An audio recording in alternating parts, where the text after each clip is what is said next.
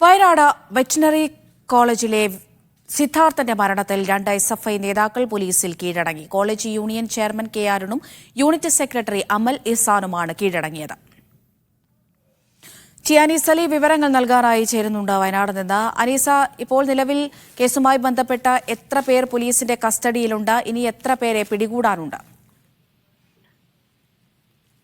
ഇന്ന് ഇപ്പോൾ 2 പേരാണ് പോലീസ് ഡിവൈഎസ്പിക്ക് മുമ്പിൽ കീഴടങ്ങിയിട്ടുള്ളത്. അമൽ യൂണിറ്റ് സെക്രട്ടറിയാണ്.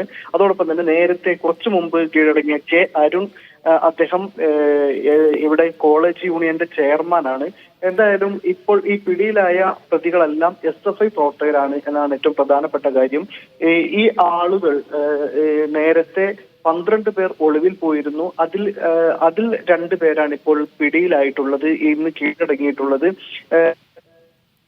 ഇന്ന് രാവിലെ ഒരാളെ കസ്റ്റഡിയിലെത്തുന്നു. അഖിൻ എന്നാണ് ആ കുട്ടിയുടെ പേര്. ഇതും SFI പ്രവർത്തകനാണ്.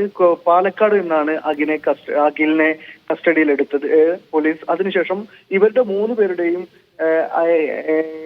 അറസ്റ്റാണ് ഇനി രേഖപ്പെടുത്താനുള്ളത്. അഖിലിനെ നേരത്തെ പോലീസ് അറസ്റ്റ് രേഖപ്പെടുത്തിയിരുന്നു. പക്ഷെ ഇന്ന് രാത്രിയോടുകൂടി 2 പേർ കൂടി കീഴടങ്ങി. അമൽ എഹ്സാൻ, കെ അരുൺ, ഈ 2 പേരുടെയും അറസ്റ്റ് രേഖപ്പെടുത്തിയിട്ടില്ല. അതോടൊപ്പം തന്നെ മറ്റൊരാൾ കൂടി ഇപ്പോൾ പോലീസിന്റെ കസ്റ്റഡിയിലുണ്ട്. അത് ആ കുട്ടി പേരുകൾ ഇപ്പോൾ പോലീസ് പുറത്തുവിട്ടിട്ടില്ല. എന്തായാലും നിലവിൽ SFI യൂണിറ്റ് ഭാരവാഹികളും ഈ കോളേജ് യൂണിയൻ ചെയർമാനും ഒക്കെ അടക്കമുള്ള SFI പ്രവർത്തകരാണ് ഇപ്പോൾ ഈ ഒരു സംശയം, ഇപ്പോൾ പിടിയിലായ എല്ലാവരും SFI പ്രവർത്തകരാണോ?